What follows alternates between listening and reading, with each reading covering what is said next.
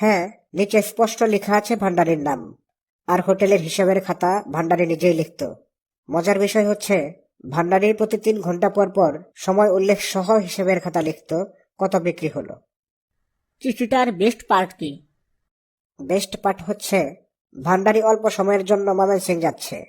ভান্ডারীর wife ছিল একজন মৃগী রোগী, তাই সে তার স্ত্রীকে সাবধানে থাকতে বলেছিল আর ঔষধ ঠিকমতো খেতে বলেছিল।